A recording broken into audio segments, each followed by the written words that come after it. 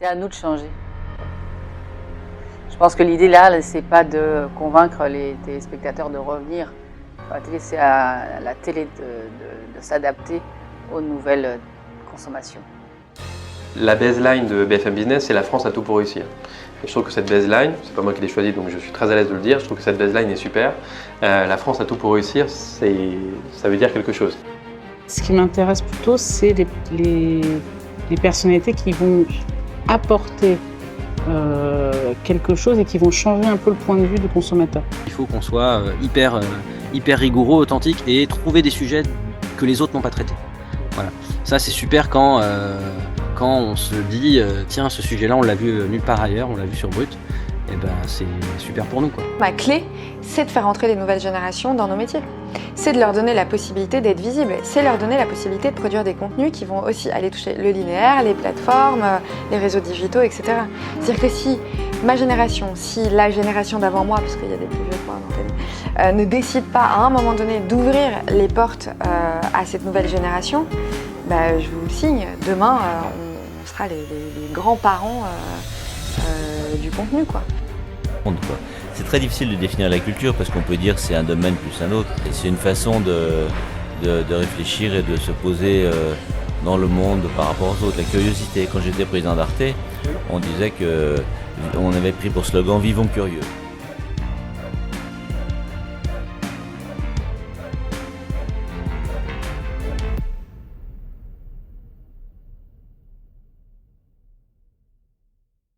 Bien, bonjour Caroline. Bonjour Steven. Écoute, je te remercie en tout cas d'avoir accepté ma proposition d'interview. Grand plaisir de t'accueillir sur la chaîne. Plaisir partagé, merci pour l'invitation. Donc justement, est-ce que tu peux te présenter pour nos internautes? Alors, tout à fait. Je suis Caroline Saphir, j'ai la chance d'être la directrice générale de Cominimage. Bon, avant tout, je suis une passionnée de cinéma. J'ai grandi à cheval entre deux continents, entre la France et les États-Unis. Donc, je pense que ça m'offre une vision assez large en fait de l'industrie audiovisuelle. Et puis depuis voilà, presque 20 ans, même si ça me rajeunit pas, j'ai occupé plein de postes sur la chaîne de prod et de diffusion. J'ai été distributrice, j'ai été entrepreneuse, j'ai été dirigeante d'entreprise, toujours dans le cinéma ou l'audiovisuel. Et en fait, mon histoire professionnelle m'a amenée depuis pas mal d'années maintenant à questionner la façon dont notre industrie traitait les gens. Voilà. À la fois devant et derrière la caméra, parce qu'en fait, les deux se répondent. Et à prendre conscience voilà, qu'il y avait un manque de parité, de diversité dans notre secteur, qui est globalement lié au fait qu'il y a un fort élitisme dans le secteur audiovisuel et que c'est compliqué d'entrer et que quand on y est, on a peur de perdre son poste et que du coup, on n'a pas envie de la ramener. Mais j'ai compris assez rapidement qu'il y avait une mécanique qui s'était mise en place et qui faisait que ça favorisait les exactions, voilà, la maltraitance au travail. Et donc en 2017, en même temps que le hashtag MeToo, voilà, j'ai pris la direction de Cominimage et puis je suis très contente parce qu'aujourd'hui, j'ai la chance tous les jours de travailler justement à péter ce plafond de verre et à apporter mon engagement au jour le jour dans mon travail. Ah, génial. J'ai vu que tu avais travaillé avec Warner Bros. Tu as une expérience vraiment dans le monde de l'image, donc c'est intéressant, ton parcours. Ouais, non, mais oui, j'ai fait un petit peu tout. Voilà, j'ai commencé dans un grand studio, j'ai commencé chez Warner. Et d'ailleurs, je pense que les premiers films sur lesquels j'ai bossé, c'est les premiers Harry Potter. Donc, si tu veux, j'ai commencé sur des grosses machines. Mais j'ai aussi été dans des plus petits studios. J'ai eu la chance de travailler chez Studio Canal au moment où Studio Canal est devenu un studio international. Donc, voir un studio français prendre une place un peu à l'international, c'était aussi voilà, c'était passionnant. Et puis, j'ai travaillé avec des plus petites boîtes, j'ai créé ma boîte. Enfin, voilà, donc un petit peu tous les niveaux. Génial.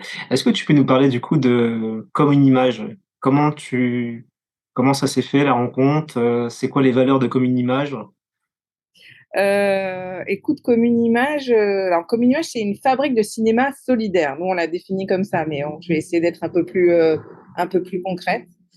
Euh, alors, la rencontre s'est faite, ils sont venus me chercher. J'étais en poste en me disant Communimage appartient à un grand groupe de l'économie sociale et solidaire qui s'appelle le groupe SOS, qui est un groupe qui est né dans les années 80 qui est voilà, une très grosse machine maintenant, mais qui a pour but de lutter contre toutes les formes d'exclusion, que ce soit liées au grand âge, voilà, si on n'est pas né au bon endroit, ou qu'elles soient liées au handicap, qu'elles soient liées, voilà. Et en 2017, donc parallèlement au MeToo, il y a eu une velléité du groupe de se développer sur les questions culturelles, et notamment par le rachat de la structure de Cominimage.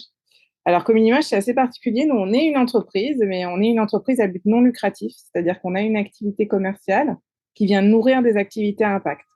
Donc, dans les activités commerciales qu'on a, on a un cowork thématique autour des métiers du cinéma. On accueille à peu près 30 structures, ça fait à peu près 150 personnes en permanent.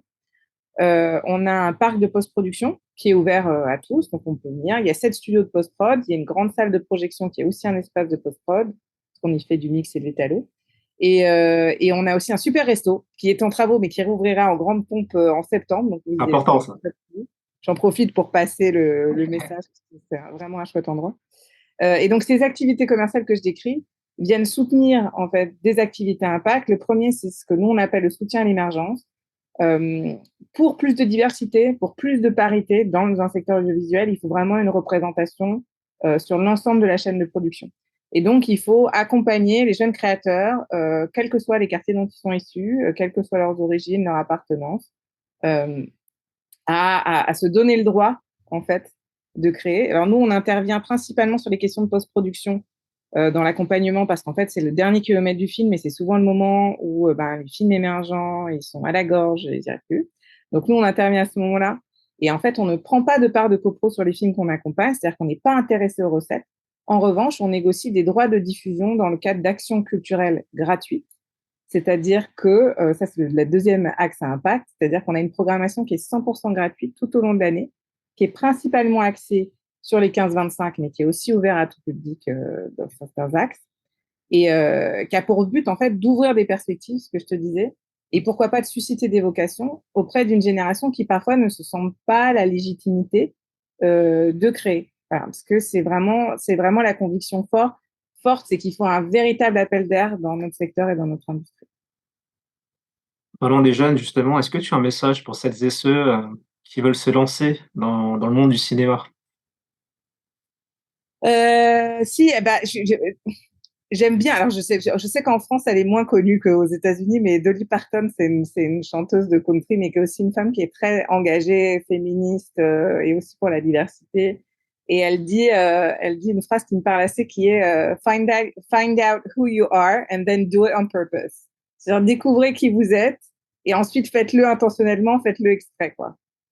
Et ce que je pense, c'est que pour remettre les choses dans l'ordre, pour un monde du travail et pour un secteur plus sain, il faut qu'on revienne à des rapports d'authenticité, des rapports vrais. C'est ça qui, en fait, qui fait en sorte que l'humain revienne au centre du monde du travail, en réalité. Et moi, je suis assez convaincue que c'est par la nouvelle génération entrante qu'on va réussir à régler un certain nombre de problématiques qu'on se traîne comme des boulets depuis des décennies. Donc voilà, ça serait mon petit conseil. Ne changez pas. Est-ce que tu as une anecdote marquante qui t'a touché au cours de ta carrière? Ça peut être quelque chose de triste, de drôle. Voilà. Écoute, j'ai la chance d'avoir vraiment passé 20 ans au plus près des gens qui font les films et des films et de ma passion, donc c'est une grande chance. Malheureusement, quand j'y réfléchis, une des anecdotes les plus marquantes de ma carrière, c'est que moi, j'ai rencontré deux fois Harvey Weinstein dans ma carrière, à 2 années d'intervalle. La première fois, c'était à Berlin, en 2011. Et je me souviens que j'avais été marquée par l'ambiance de terreur qui régnait autour de lui, dans son entourage proche de ses assistants. Je pense qu'il y avait 6 ou 7 assistants qui fondaient en larmes parce que le barman n'avait pas rechargé le bar en Coca Zéro et que Harvey arrivait et que c'était pas possible. Et les gens étaient vraiment terrorisés et ça m'avait marqué à l'époque. Mais encore plus marquant, l'année suivante, j'ai été envoyée pour déposer un film en main propre dans sa chambre d'hôtel. Alors, c'est resté complètement anecdotique pour moi. A posteriori, en revanche, évidemment, on relit l'anecdote de façon très différente. D'autant que la personne qui m'a envoyé déposer ce film était une femme et que j'ai compris après qu'elle savait très bien où elle m'envoyait. Ah Et ouais. ça a été vraiment une bascule de paradigme pour moi dans ma façon de réfléchir le secteur. Tu sais, moi, je suis une grande fan de comics et de films de super-héros. Ah, pareil. Et en réalité, il n'y a pas grand-chose qui différencie un héros d'un super-vilain. Tous les deux, ils ont une backstory un peu pourrie, ils ont des traumas, ils sont orphelins, ils ont des cicatrices visibles, pas visibles, etc. Mais la vraie différence entre les deux, c'est que pour l'un, la pensée dominante, c'est le monde m'a fait des crasses, le monde m'a fait souffrir, et moi, je vais lui rendre la monnaie de sa pièce. Et pour l'autre, c'est le monde m'a fait souffrir, j'ai souffert, mais je vais faire en sorte que personne n'ait à traverser ce que moi j'ai traversé. Et je pense que voilà, les dysfonctionnements de notre secteur, que moi j'ai remarqué, qui ont vraiment jalonné tout mon parcours, ils sont liés à l'inertie, à la reproduction toxique. Et l'anecdote que je te raconte, c'est vraiment une de celles qui m'a fait comprendre que, voilà, où moi je voulais me positionner. Même si je n'ai pas la prétention de dire que je suis un héros. Mais au moins, je trouve que c'est une inspiration qui est un peu plus, comment on dit, vertueuse, quoi. Ouais, donc du coup, il est dans sa chambre d'hôtel, donc c'est son assistante qui t'a dirigé vers lui, donc c'est Non, ça? c'était ma boss à l'époque qui m'a demandé d'aller Ah déposer. ouais, d'accord. Waouh, incroyable. Ouais. Donc justement, Caroline, j'aime bien poser cette question. Donc du coup, dernière question, quelles sont les personnes que tu aimerais remercier qui ont fait de toi ce que tu es?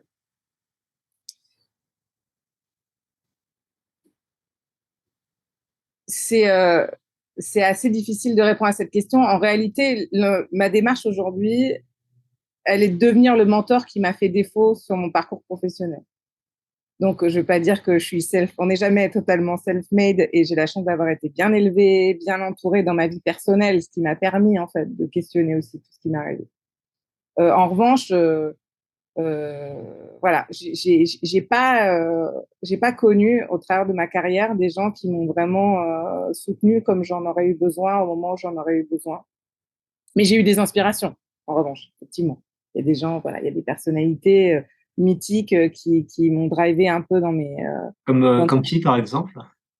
Bah, j'aime beaucoup le discours de Denzel Washington, Ouais, parce que créateur. c'est notamment vis-à-vis de la nouvelle génération, voilà, qui dit without commitment, you'll never start, but without consistency, you'll never finish. Ça, c'est vraiment voilà, je suis un peu sportive, donc c'est un truc qui me parle. C'est sans engagement, on va nulle part, mais sans suite dans les idées, on passe jamais la ligne d'arrivée, quoi. Donc, la notion d'effort, elle est très forte, surtout quand ça peut être inspiré par des gens comme ça voilà, qui ont eu aussi un parcours plus ou moins difficile. Là, je trouve ça inspirant. Donc, de l'inspiration, j'en ai eu, du mentoring un peu moins.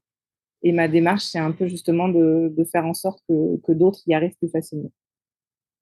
Ah, ça, c'était une question qui n'était pas prévue, mais tu parles de Denzel Washington. Par exemple, si un Denzel Washington était français, est-ce qu'il aurait vraiment percé, selon toi?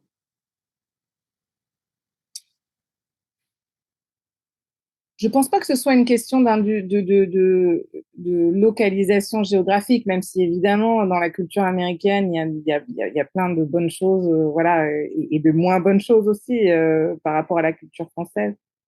En revanche, je pense qu'il y a une vraie question de génération et aussi de là où les gens sont issus.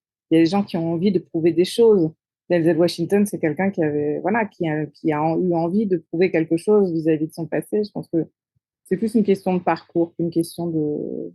Et il y a pas mal de reproductions, quel que soit le quartier où on a grandi, en France, aux États-Unis, ou dans un autre territoire en réalité.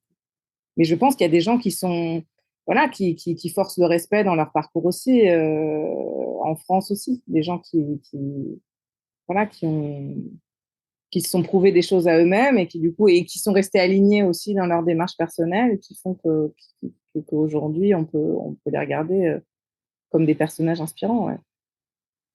Ok. Bon, bah, en tout cas, merci beaucoup, Caroline, pour ce moment de partage. Et puis, bah, comme je dis toujours, l'aventure continue. L'aventure continue, ouais, avec grand plaisir et encore merci pour cette invitation.